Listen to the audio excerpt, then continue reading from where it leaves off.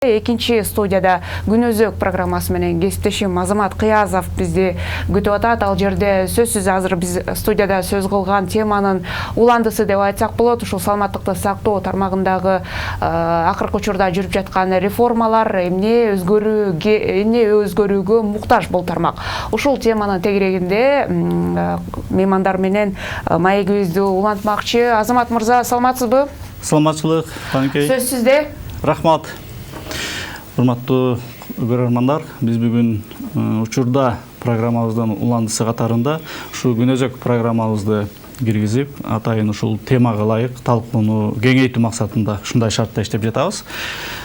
Биз бүгүн баарыбызга маалым болгондой, бүгүн медайымдардын күнү деп белгиленип жатат. Анан ушул шылтоосу менен азыркы күндөгү медиктерибиздин акыбалы өтө бир жоопкерчиликтүү күндөрдү баштан өткөрүп атканын эске алуу менен мезгил сыноосундагы медицина деп аталган теманын алкагында бүгүн Күнөзөк программабызда сөз кылмакчыбыз.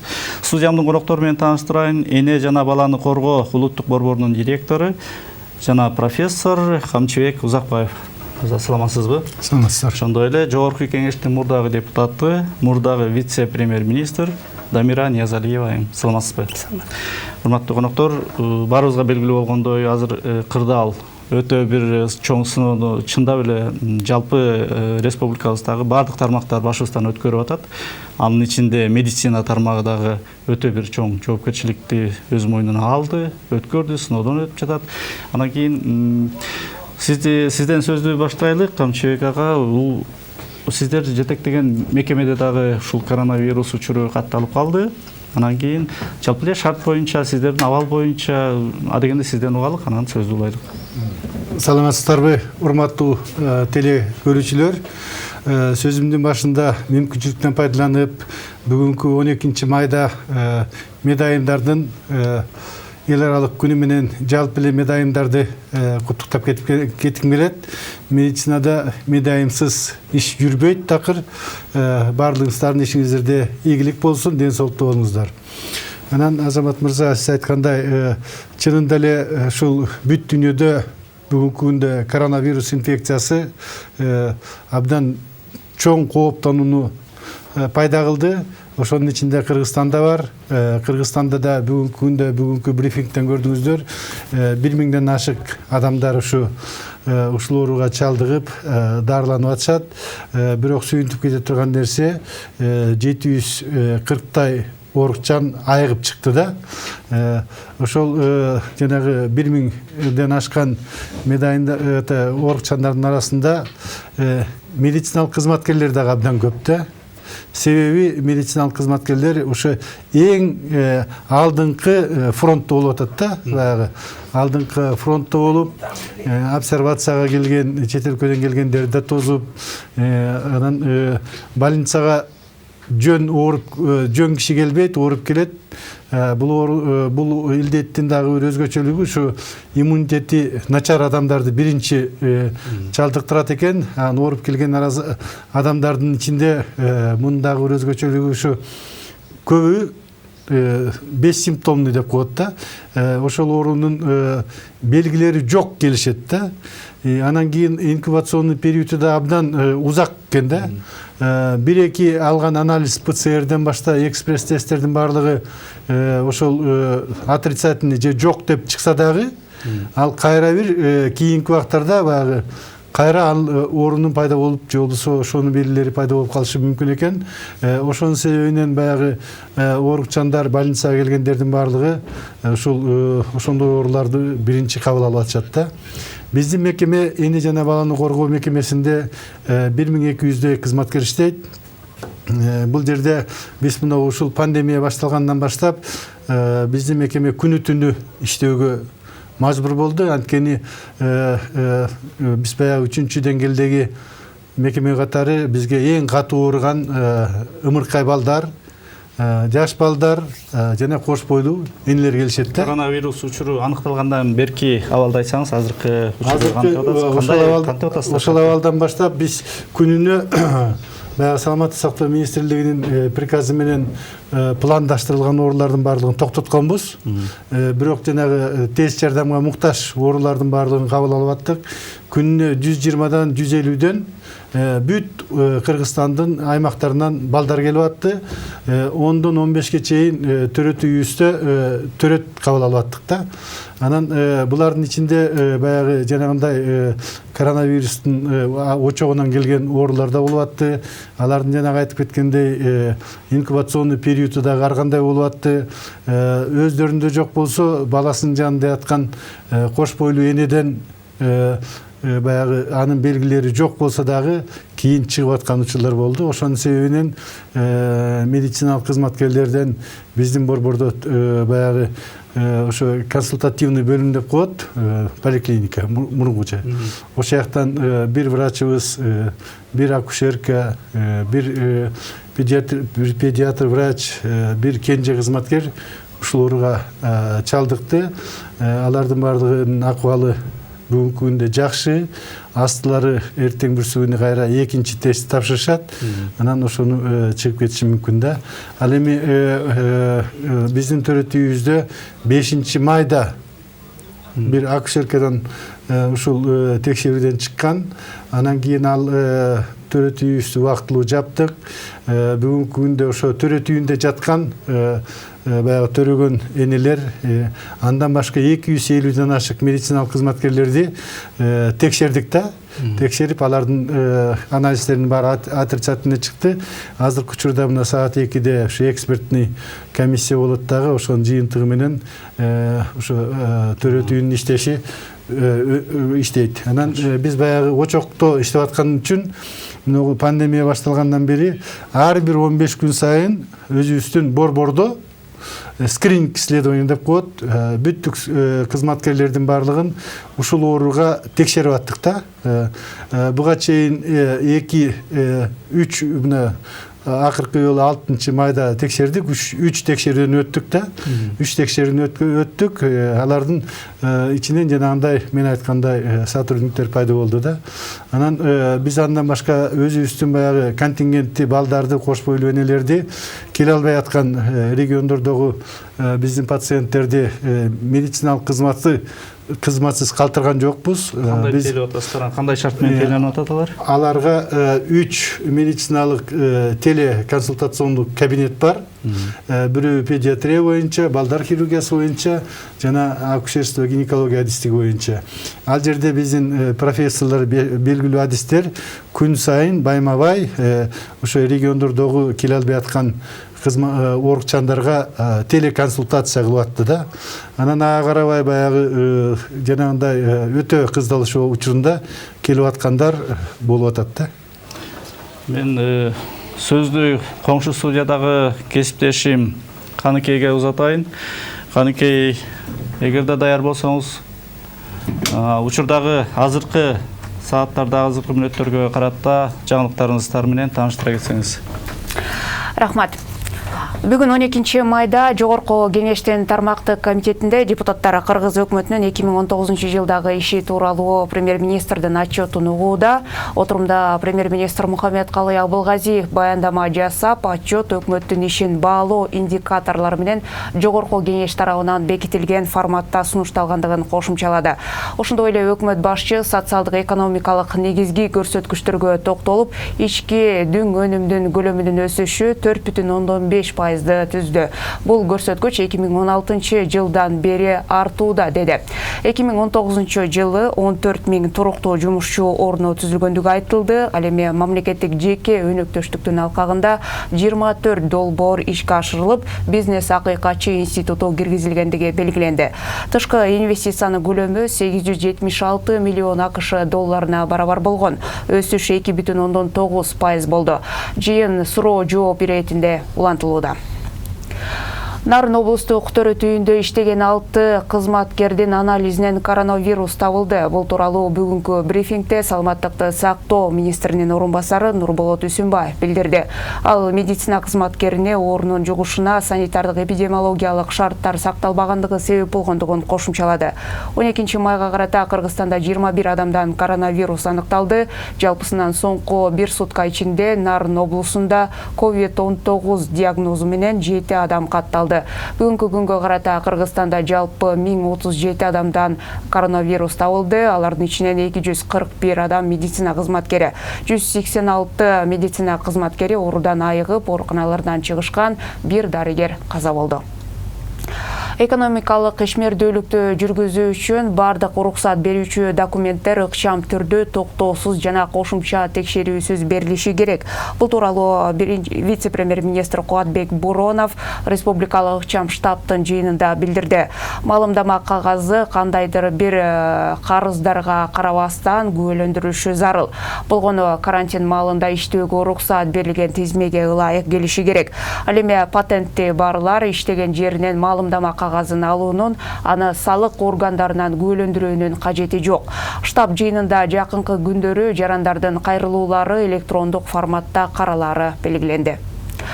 15 май күнү Түркиядагы кыргызстандык жарандарды алып келүү үчүн Стамбул-Бишкек чартердик каттамы уюштурулат. Бул тууралуу Кыргызстандын Түркиядагы элчилигинен билдиришти.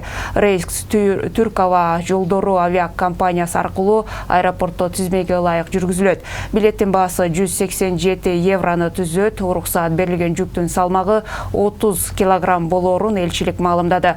Бул каттам менен биринчи кезекте дарылануу үчүн келгендерди, балалуу аялдарды, улгайган адамдарды хронологиялык тартипке ылайык элчилик жана башкы консулдукка расмий түрдө кайрылган кыргызстандык жарандарды алып кетүү пландалууда.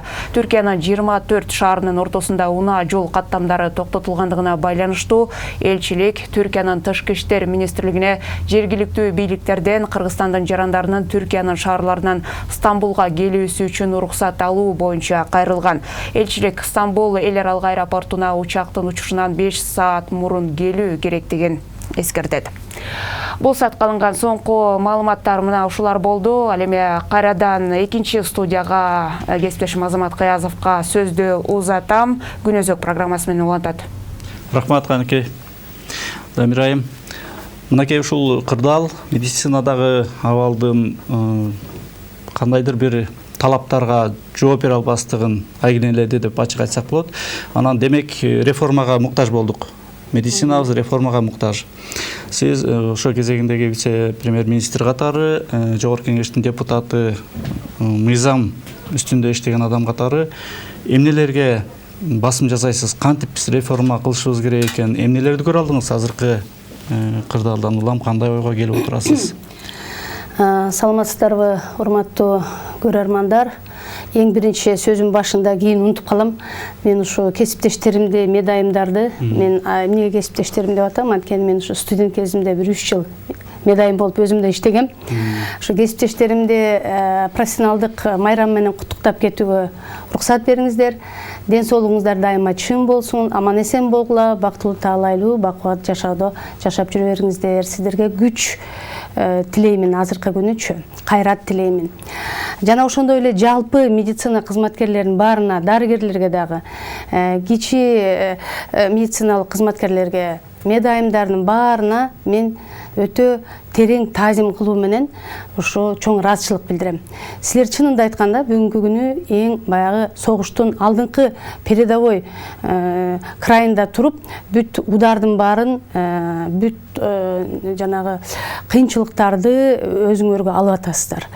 Алла Таала силерге ийгилик берсин, ден соолук берсин. Аман эсен чыгалы баарыбыз жалпы эле ушундан. Анан реформа боюнча айтайын дегеним, негизи баарыңарга белгилүү болгондой, саламаттык сактоо тармагы бизде Союз убагында абдан күчтүү система болгон. Бирок ошо Союз ыдырагандан баштап, ошо биздин саламаттык сактоо тармагы дайыма унутта калат. Экинчи планда калат. Эч ким анын тилин дагы, үнүн дагы эч ким укпайт. Эмне дегенде, мынакей каржы маселеси керек да, туура эң негизгиси реформа кылыш үчүн жана жакшы жыйынтыкты табыш үчүн бул саясий эрк керек дагы жана каражат керек. Ошол башкаруу системасында, саламаттык сактоо тармагынын башкаруу системасында, өкмөттүн башкаруу системасында ошондой саясий эрк болуп келген жок ушулакка чейин. Силер билесиңер, 2010 жылы мына дагы ушундай сыноодон өткөн саламаттык саламат сактоо тармагычы. Ошондо медиктер көргөзгөн өзүнүн Жалаңач Баатыр болгонун, баардык ден соолугун, өмүрүн кыйып туруп, мынакей бүт жардамды булар дагы ошондо ударды өзүнө алган. Мына ошондон кийин 10-жылы болду эле бул нерсе. 11-жылы мына баарыбыз, мен мына премьер-министр менен да, президент менен дагы абдан бир катуу бир спорго түшүп атып, доказывать этип атып, мынакей медицина кызматкерлеринин маянасын 3 эсе көбөйткөнбүз. Андан бери уже 9 жыл өттү. Баары унутуп калды. Анан бул бир деңиз. Экинчиден жабдуулар системасы, же болбосо инфраструктура системасы. Ким ойлоп атат? Ким өзүнчө ошого акча бөлүп атат бүгүнкү күн? Жок. Основной финансирование бул донорлордон келет. А донорлордон келген финансирование алар диктовать этет, каяка жумшаш керекти. Бюджеттен өтө аз акча бөлүнөт. Ал эми фондтан бөлүнгөн акча жана 2%. Бул өтө жетишсиз да. Бул деген только бир 30-40%-ын гана камсыздайт. Медицинанын. Ошон үчүн каражат жок болсо, саясий эрк жок болсо, булардын үнүн эч ким укпаса, кантип биз өйдө жылабыз? Кандай реформа болот бүгүнкү күнү? Ошон үчүн мына бүгүнкү күнү мына ушундай чоң сыноодо баары көрүнүп калды. Мына азыр карагыла, канча ИВЛ бар экен. Негизи канча болуш керек, бирок канча бүгүнкү күнү. Туурабы? Больницалардын кебете кешпирин карагыла, кандай экенин. Медицина кызматкерлердин мынакей жана средства защиты деп коебуз, кие турган даже кийими жок болуп калган. Көрдүк го баарыбыз. Мына ошентип булар жугузуп атат да өзүнө. Азыр деле кантип оңдойбуз? Кандай сунуш айтасыз? Мен ойлойм, буга абдан чоң реформага муктаж. Бүгүнкү күнү биз саясий эрк менен биз бир стратегияны выбирать этишибиз керек. Бизге эмне керек? Кыргызстанга негизичи мындан ары. Элибиздин саламаттыгы керекпи? Же таза жолдор, алар да керек. Же экономиканын өнүгүүсү керекпи? Албетте, экономика өнүкпөсө, медицинада каражат жок болот, туурабы? Ошон үчүн ар бир келген алдыда чоң, мындайча айтканда, шайлоо турат, 2020-жылдын шайлоосу. Мына ошондо жаңы премьер-министрди шайлап аткан кезде, шайлоодон кийин, же болбосо бийликке умтулуп аткан партиялардын баары ушуреки өздөрүнүн өтөөрүнүн алдында стратегиясын айтыш керек. Эмнени кыйратат?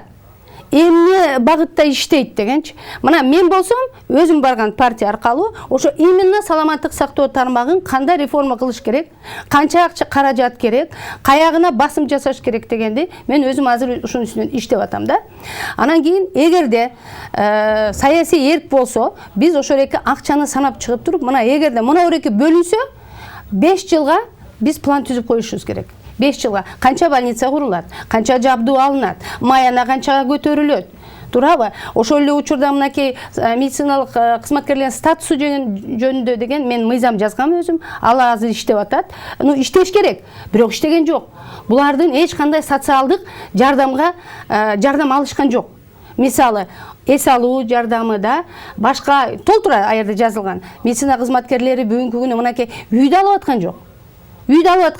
Мына милициялар алдыбы? Алды. СМБ системасы алдыбы? Саламат сактоо тармагы алган жок да. Ошондо министрге күнөө болуп калабы? Кандай эмнеде болот ошо? Бул мындай да, министрдин колунан көп нерсе. Эгерде министр күчтүү болсо, күчтүү лидер болуп саясатчы болсо, ал өзүнүн системасын тармакты ошо курч коюп суроолорду ошону добиваться этет. Чечет. А эгерде министр жөн эле исполнитель болсо, дайыма эле тигини жазап, муну баягы өлбө жаным өлбө дегенде арабаны айдай турган министр болсо, талкаланып кете беребиз. Бул бир. Экинчиден, премьер-министрдин эмеси күчтүү болуш керек. Мынакей бул башында эле ошо эмеге отурарда, премьер-министрдин креслосуна отурарда айтыш керек. Приоритетти каяка коет. Мына азыркы күнү баарыбызга белгилүү болду. Саламаттык сактоого коюш керек приоритетти. Каражатты дагы, приоритетти да. Мына бизге эмне керек? Эң биринчи ден соолук керек. Биз өлүп калгандан кийин эчтекенин кереги жок. Туурабы?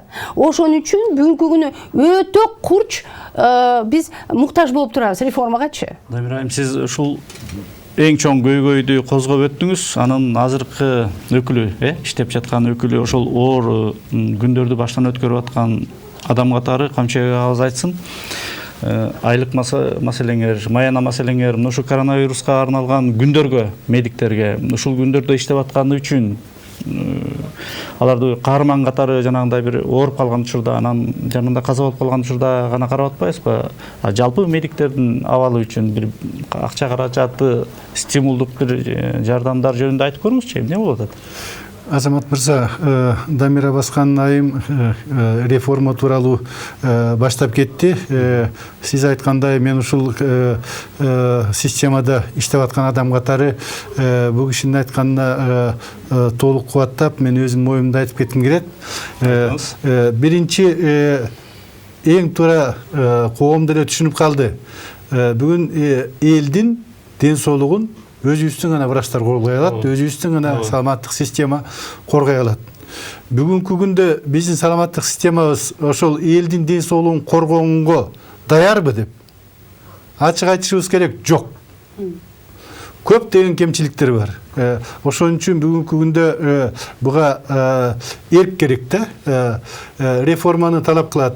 Бул тууралуу мен өзүмдүн позициямды дайым чогулуштарда деле айтып келем. Биринчи реформа кадр решает все дейбиз. Кадрлардын акыбалы тууралуу сиз берген суроого дагы Дамира Баскандын айткандай, бүгүнкү күндө кадрлардын ошо социалдык жактан коргоо дагы, маянасы дагы, анан кийин алардын баягы саны дагы бүгүнкү күндө жетишсиз. Сапаты жөнүндө дагы айтышып кетиш керек. Бүгүнкү күндө алардын сапатын өркүндөтүү боюнча дагы биз өзүбүздүн казаныбызды өзүбүз кайнап атабыз. Ошон үчүн бүгүнкү күндө ошо кадрлардын даярдашыбыз керек. Алардын даярдаганда жетпей атат. Мына Кыргызстандын өзүндө эле 3000дей врач жетишпейт. Кээ бир региондордо бирден акушер-гинеколог бар, райондордо. Кээ бир райондордо биз ошол пенсияга кетип калса, же болбосо отпускага кетип калса, же ооруп калса, аларды алмаштырыш үчүн абдан кыйналабыз. Ошон үчүн бүгүнкү күндө ошо кадрларды даярдоо, алардын сапатына көңүл буруу, саны менен сапатына көңүл буруу, бул реформанын бир өзөктөрүнүн бири болуш керек. Экинчиси, мунагу материально-технический базасын айтып кеттик, ага токтолбой эле коеюн. Үчүнчү, ошонун менеджменти. Менеджментти дагы туура жолго коюшубуз керек да. Башкаруунучу, организационный моменттери. Кээ бир жерлерде биз мына өзүңүздөр билесиз, абдан көп мүчөлөштөр бар. Анын баардыгын сиз айтып атасыз, эми баягы кыска неменин учурунда ошол кандай менеджмент болуш керек. Ошол учурда биз айтып атабыз, мамлекеттик бюджеттен көп эле кереги жок структуралар бар. Кызгартыш керек да. Кызгартыш керек дагы ошо саламаттык сактоо системасына өзгөчө көңүл бурушубуз керек. Эгерде биз элибиздин ден соолугун приоритетный маселе катары кое алсак, койгубуз келсе да. Анан ал эми маяна тууралуу болсо, туура маянан ал эми бүгүн айткандан элдин баары билишет. Анткени бир да үй бүлө вот же тууганы иштейт, медициналык кызматкерде иштейт, же болбосо өзүнүн үй бүлөсүнүн бирөөсү иштейт да. Ал канча маян алып атканынчы массалык маалымат каражаттарынын баардыгына кыйкырып эле айтып атабыз. Алар ошол каражатка эптеп иштеп атышат. Анан кийин коррупция болгондо эле ошо медиктер коррупционер болуп чыга беришет да. Буга дагы биз ачык айтышыбыз керек да. Ачык айтышыбыз керек. Анан кийин ошонун себебинен биздин баягы жакшы кызматкерлердин баардыгы жаныбыздагы Казакстандан баштап Россия, Америкага чейин кетип калышты. Минтип отурсак, биз өзүбүздүн медициналык кызматкерлердин баардыгын дүйнөгө таратабыз. Бүгүнкү күндө Кыргызстан медицина кызматкерлерин экспортко чыгаруучу орган болуп калды. Биздин мына жогорку окуу жайларыбызда канча медиктер окуп атат. Алардын баары бүткөндөн кийин баары эле же Дордойго кетет, же чет өлкөгө. Жогорку окуу жай жөнүндө кеп болот ошо медиктин. Ошого чейин бир эме кыстырма айтып кетейинчи сөзгөчү. Негизи жана айтпадыкпы, эмне керек мындан ары депчи. Саясий эрк деп мен айттым, бул киши да кошулду, мен коллегам. Ошол алдыда биз турабыз да, азыркы күнүчү. Мынакей менеджмент деп айтып кеттиңиз, туура, бул туура башкаруу. финансылык каражаттарды туура башкаруу деген белгилейт менеджмент дегенчи. Эми ошентейин десе, бизде кайчылаш бар да, кайчылаш, например, Конституцияда жазылган медициналык жардам акысыз болуш керек деп. Булар эчтеке киргизе алышпайт. Булар ошо отуруп эле бергенди алыш керек да. А өздөрү мынакей акча зарабатывать этип, мисалы, жакшы бир ийгиликтерге жетишип, бир жабдууну алып дейин десе, колдору байлануу. Ошон үчүн мен ойлойм да, азыр мынакей Конституцияга жанагы өзгөртүүлөрдү киргизебиз деп атпайбы? Эгерде азыр санаш керек. Эгерде биздин бюджеттин алы жетип, өзү камсыздай алса, албетте мен ошо акысыз болгонго мен эки колум менен кол көтөрөм. Бул бир. Бирок, эгерде акчабыз жетишсиз болсо, таңсыздык болсо, мен айтып атам, мына 60-70% таңсыздык турат азыркы күнү. Дефицит деп коелу. Ошондой боло турган болсо, анда элге айтыш керек, аны ачык элечи. Акчабыз жетишпейт. Эгерде силер жакшы медициналык жардам алабыз десеңер, анда мынорики норманы алалы дагы, мындан ары, чтобы больницалардагы өздөрүнө акча таап, өздөрүнүн бир каражаттарын, жабдууларын алганга мүмкүнчүлүк, маянаны кош бергенге мүмкүнчүлүк алышсын, ушуреки норманы алалы деп талкуу жүргүзүш керек бүгүнкү күнү. Муну эч ким жазган жок. Депутаттар отурат го, эмнеге бул маселени көтөрүшпөйт? Ошон үчүн пока биздин Конституцияда жанагындай сөз бар, анда біз жетиштүү каражатты бөлүшүбүз керек. Бөлө албайбызбы? Анда Конституцияны биз оңдошубуз керек. Жакшы. Коңшу студиядан каныкей кесиптешим суроо берет элем деп суроосу бар экен, угалычы. Саламатсыздарбы, урматтуу коноктор. Менде мындай суроо бар. Алгач Дамир айымга, сиз мына ушу саламаттыкты сактоо тармагына канча жылдан бери эле реформа жасаш керек деп айтып эле келатабыз, бирок эч бир мындай натыйжасы көрүнө элек да бүгүнкү күнгө чейин. Сиз өкмөттө иштеп калдыңыз, бул маселени ичинен дагы жакшы билесиз. Анан жогоруда айтпадыңызбы, баягы шайлоого барар алдында мен өзүмдүн ушул тармакты реформалоо боюнча бир программамды даярдап атам депчи. Реформаны эмнеден баштайсыз? Анткени азыр биз маселенин баары кайсы тармакты албайлы, кадрларга барып, анан акча каражатына барып такалып атат да, же мындай шылтап атабыз деп айтсак болобу? Сиз эмнеден баштайт элеңиз реформаны? Экинчи суроо Камчыбек агайга. Камчыбек агай, сиз мына кадрлар жөнүндө сөз болуп атпайбы? Кадрлар бардыгын чечет депчи. Министр катары ушул саламаттыкты сактоо тармагын түп тамырдан бери өзгөртүү үчүн ким же кандай адам келиш керек? Баштайбыз. Министр биринчи кезекте медик профессионал болуш керек. Ошол медицинанын ички проблемасын өзүнүн башынан өткөргөн, ошону билген адам келиш керек. Анын хозяйствосунан баштап, ошо дарылоо процесси кандай жүрөт, бул маселелерди билген адам келиш керек да. Анан кийин баягы чет өлкөлүк эксперттердин жазып берген баягы кагаздарын окуп алып, анан кийин мындай кылыш керек, дигиндей кылыш керек деген болбойт. Реформа кылабыз десек, биринчи кезекте өзүбүздүн ички акыбалыбыздан ошодон түртүшүбүз керек да, исходить этишибиз керек да.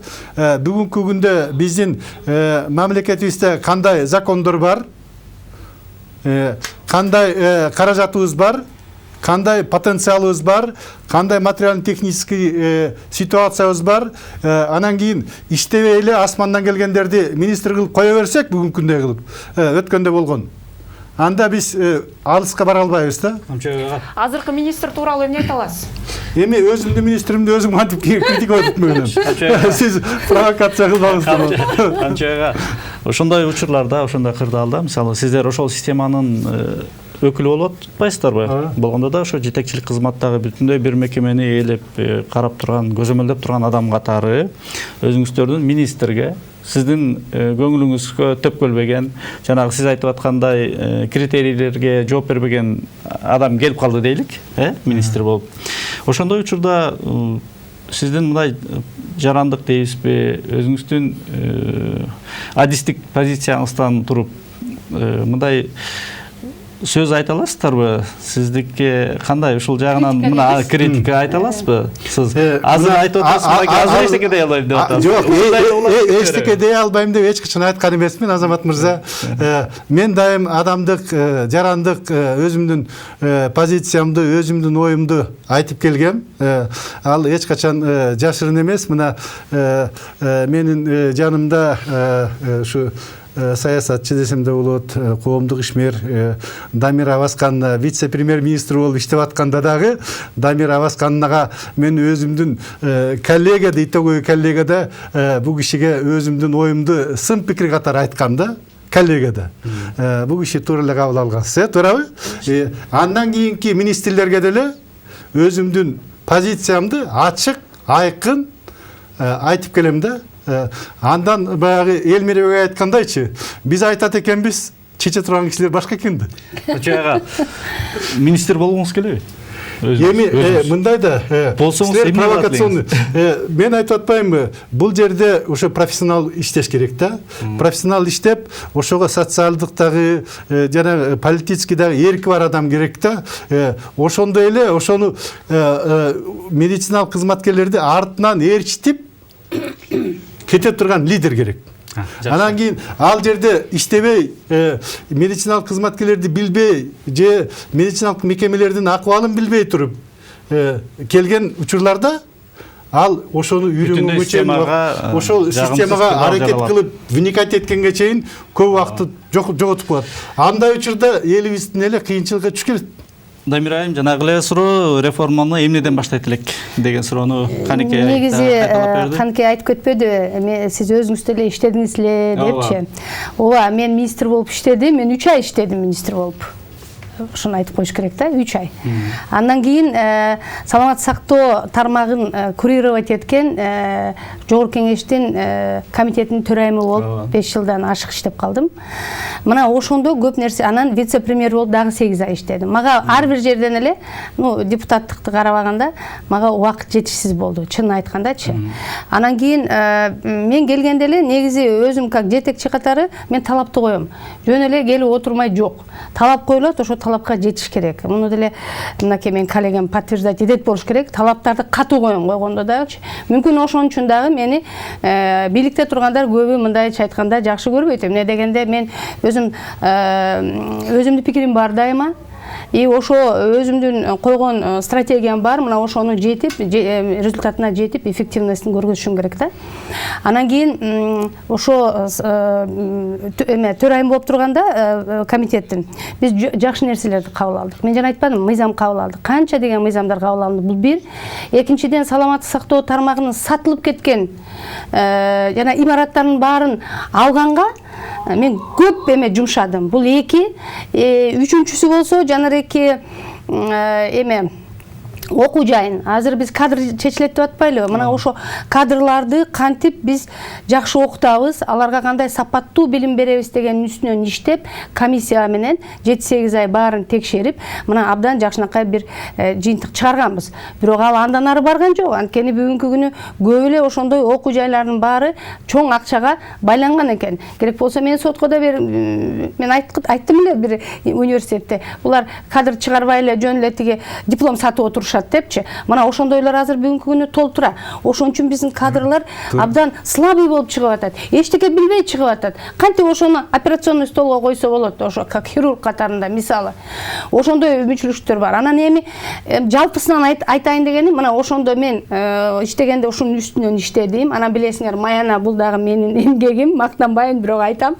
Ал үчүн Алмазбек Шаршенович Атамбаев менен канча жолу экөөбүз уруштук, доказывать этип атыпчы. Медицина тармагында азыр коррупция барбы? Азыр аягына чыгып коюн.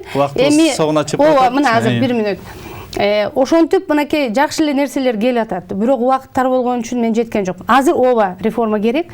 Реформаны башташ үчүн абдан чоң анализ жасаш керек. Мына бул кишидей болгон жакшынакай бир тажрыйбалуу группаны жыйнап туруп, маселе бардык жагын санап чыгып, анализ кылып, анан кийин мындай көргөзүш керек да. Эмне керек, канча каражат керек, канча жабдуу керек, канча Маяна керек деген баарынчы.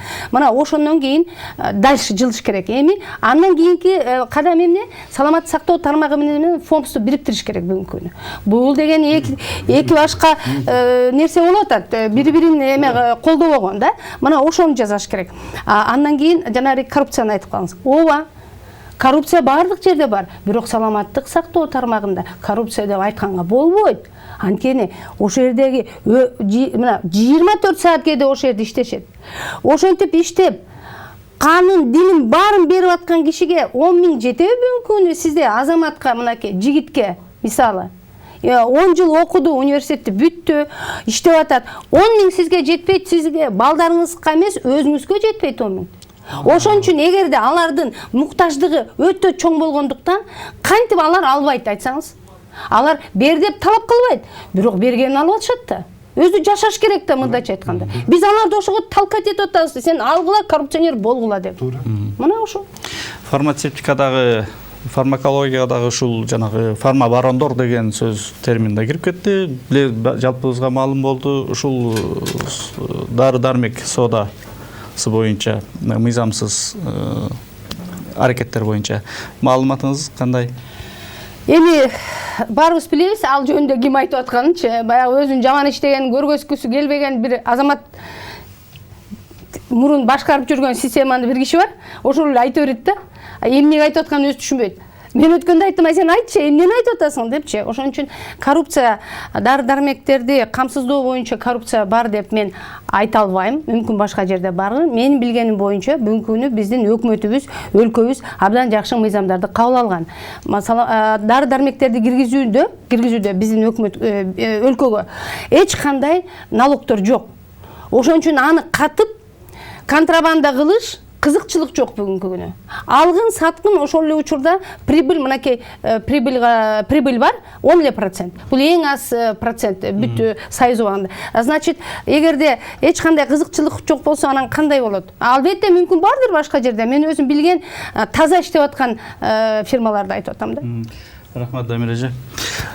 Камчайга биздин убактыбыз тилекке каршы соңуна чыгып калды, бирок 1 мүнөт, жарым мүнөт. Сиз мынакей ушул кырдаалдан өткөндөн кийин, өзгөчө кырдаалдан өтүп кеткенден кийин кандай бир жаңы сунуш менен, кандай бир демилге менен чыгайын деген оюңуз бар? Сиздин өзүңүздүн тармак боюнча эмнени көтөргүңүз келип турат? Азамат мырза, бул абдан жакшы нерсе. Азыр биз коронавирус менен биринчи толкунду атабыз. Биз азыр экинчи толкунду күтүп атабыз да. Биз ошо экинчи толкун келгенде бүткүл саламаттык сактоо уюму айтып атат, бул көбүнчө ошо жаш балдарды оорукчу илдетке алып келет деп. Биз ошого даярдык көрүп атабыз. Азыркы күндө кандай иш-чараларды тез аранын ичинде чечиш керек. Ошого даярдыктарды мамлекеттик деңгээлде даярданбасак, кийинки экинчи толкун азыркы акыбалдан дагы оор болуп калышы мүмкүн да. Ошонун үстүндө иштеп атабыз да. Бул экинчи толкун кайсы убактарга туш келип атат? Экинчи толкун мынагу күзгү, кеч күздөгү баягы сезонный грипп деп атпайлыбы? Ошону менен аралаш келет да. Ошол сезонный грипп менен бул коронавирус илдети симптомдору дагы белгилери да абдан окшош. Экөө чогуу келген убакта бул ошо катуу оорукчанды катуу акыбалга алып келиши мүмкүн да. Сиздердин студиябызга келип, өзүңүздөрдүн темага ылайык, өзүңүздөрдүн адистигиңиздерге, системаңыздарга ылайык сөздү айтып, оюңуздарды ортого салып, элдин келечеги үчүн, коом үчүн жакшы ойлоруңуздарды айтканыңыздарга чоң рахмат айтабыз. Студиябызга келип бергениңиздерге дагы бир жолу рахмат.